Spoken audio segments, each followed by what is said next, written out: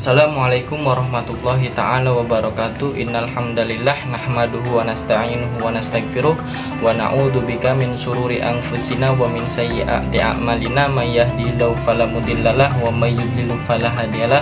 Asyhadu an la ilaha illallah wa asyhadu anna Muhammadar Rasulullah sallallahu alaihi wasallam. Para hadirin yang dirahmati Allah Subhanahu wa taala, perkenalkan nama saya Renhard. Di video ini saya ingin menjelaskan tentang kepemimpinan perempuan menurut perspektif Nabi Muhammad sallallahu alaihi wasallam. Para hadirin yang dirahmati Allah Subhanahu wa taala, ada sebuah hadis yang diriwayatkan oleh Imam Al-Bukhari bahwasannya dari Utsman bin Haisam, dari Auf, dari Hasan, dari Abi Bakrah berkata, Allah memberikan manfaat kepadaku dengan sebuah kalimat yang kudengar dari Rasulullah sallallahu alaihi wasallam pada hari menjelang perang Jamal. Setelah aku membenarkan mereka dan berperang bersama mereka, ketika sampai kabar kepada Rasulullah Shallallahu Alaihi Wasallam bahwa bangsa Persia mengangkat putri Kisra sebagai pemimpin, beliau bersabda, tidak akan beruntung suatu kaum yang menyerahkan urusan mereka kepada wanita. Hadis riwayat Al-Bukhari. Nah, para hadirin yang dirahmati Allah Subhanahu wa taala, sebelum saya menjelaskan hadis yang saya bacakan tadi, saya ingin menjelaskan tentang sanad hadis tersebut terlebih dahulu. Apakah hadis ini itu sahih, hasan, dhaif, bahkan maudhu, ya. Nah, tetapi sejauh ini yang saya baca bahwasannya hadis yang saya bacakan tadi itu adalah hadis sahih. Mengapa sahih? Karena Imam Al-Bukhari itu beliau meriwayatkan melalui jalur yang pertama dari Utsman bin Umar Al-Haisam, kemudian Utsman bin Umar Al-Haisam ini dari Auf bin Abi Jamilah Al-Arabi. Auf bin Abi Jamilah Al-Arabi ini dari Hasan bin Yasar. Nah, Hasan bin Yasar ini dari Abi Bakrah. Nah, Abi Bakrah ini mendengar langsung dari Nabi Muhammad Sallallahu Alaihi Wasallam. Nah, para ulama berkomentar tentang hadis ini bahwasannya hadis ini sahih. Mengapa sahih? Karena tadi yang khususnya hadis yang melalui jalur Imam Al-Bukhari tadi itu semuanya termasuk sikoh, ya, semua orang-orang yang meriwayatkan hadis itu semuanya sikoh. Maka dari itu hadis ini bisa dikatakan sahih. Nah, muncullah pertanyaan bagi kita sebagai seorang muslim, apakah boleh seorang wanita itu menjadi pemimpin di dalam Islam? Sebagaimana tadi Nabi Muhammad SAW bersabda, tidak akan beruntung suatu kaum yang menyerahkan urusan mereka kepada wanita. Maka dari itu penting bagi kita untuk mengetahui asbabul wurud dalam sebuah hadis. Asbabul wurud itu adalah sebab-sebab datangnya hadis tersebut. Nah, asbabul wurud ini memiliki peran yang sangat penting. Asbabul wurud ini bisa menghindarkan dari kesalahpahaman dalam mengungkap pemahaman tersirat dari sebuah hadis. Maka dari itu penting bagi kita untuk mengetahui, jangan sampai kita sebagai seorang muslim tiba-tiba mengambil begitu saja tanpa mengetahui asbabul wurud dalam sebuah hadis yang dimana itu bisa fatal, ya, kalau kita mengambil sebuah hadis Nabi Muhammad SAW tapi kita juga tidak tahu asbabul wurudnya. Adapun asbabul wurud dari hadis yang tadi saya bacakan itu adalah hadis ini disampaikan oleh Nabi Muhammad SAW ketika beliau mendengar berita dari salah satu sahabat beliau tentang pengangkatan seorang ratu di Persia yang bernama Buarah binti Sarawai. Dia diangkat menjadi ratu karena semua saudara laki-lakinya itu terbunuh karena perang saudara untuk memperebutkan kekuasaan. Sedangkan keluarga kerajaan itu tidak rela jika kekuasaannya ini lepas begitu saja dari keturunan raja-raja sebelumnya. Nah, kejadian ini terjadi pada tahun 9 Hijriah.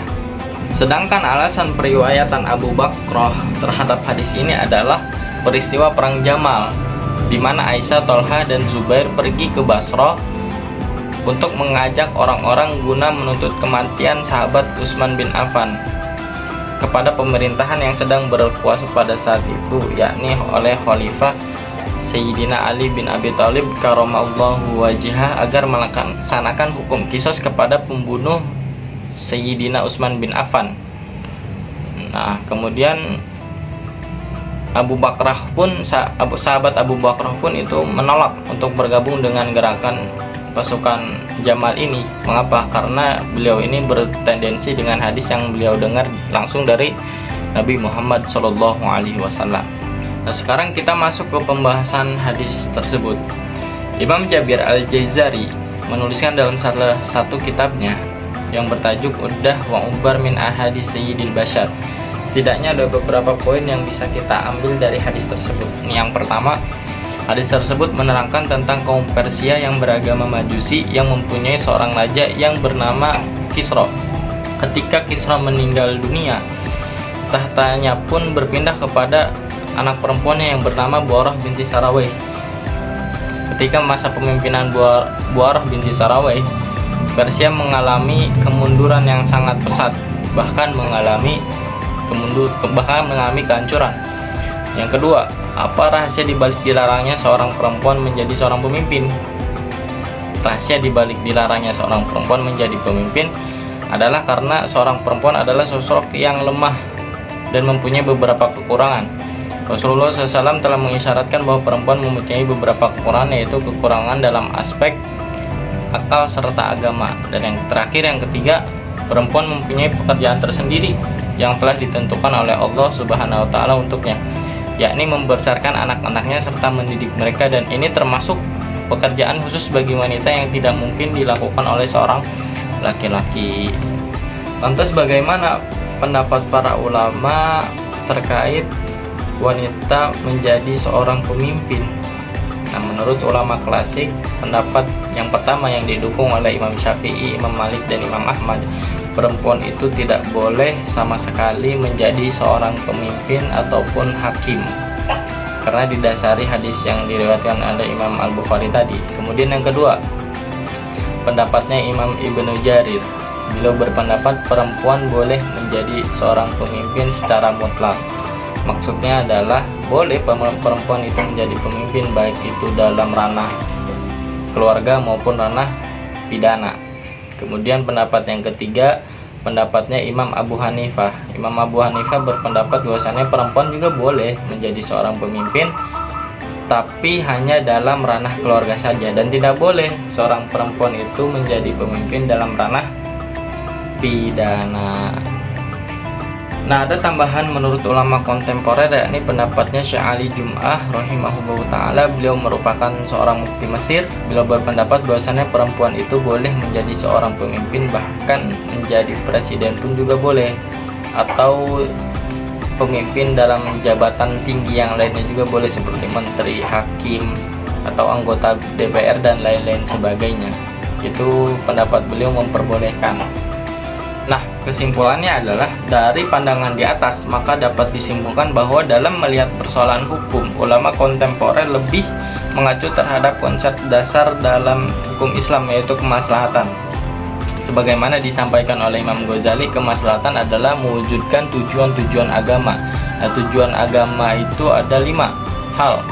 Yang pertama, hifdzuddin, menjaga agama. Yang kedua, menjaga jiwa atau hifdzun nafs. Yang ketiga, menjaga akal atau hifdzul akli. Yang keempat, menjaga keturunan, yakni hifdzun nasl. Yang kelima ada hifdzul mal, menjaga harta. Nah, setiap hal yang mengandung perlindungan terhadap 5 prinsip ini adalah kemaslahatan. Jadi selama pemimpin perempuannya itu bisa melaksanakan kemaslahatan umat, itu boleh-boleh saja sebenarnya. Yang menjadi permasalahannya itu apakah dia mampu atau tidak. Kalau tidak mampu, maka tidak boleh dia menjadi seorang pemimpin, itu begitu. Nah, di dalam Islam itu tidak ada namanya patriarki terhadap perempuan. Mengapa? Apalagi di zaman sekarang. Karena di zaman sekarang ini yang namanya laki-laki dan perempuan itu setara. Ya, setara. Bahkan tidak ada yang membedakan mereka antara laki-laki maupun perempuan. Yang membedakannya justru di dalam Islam itu adalah ketakwaan, ilmu, dan nilai-nilai yang diperjuangkan. Ya, itulah yang membedakannya. Sebenarnya tidak ada perbedaan di antara laki-laki dan perempuan, baik itu dia mau memimpin atau tidaknya. Nah, sebenarnya yang penting dari semua itu adalah apakah mampu atau tidaknya. Sekian dari saya, kurang lebihnya mohon dimaafkan. Assalamualaikum warahmatullahi taala wabarakatuh.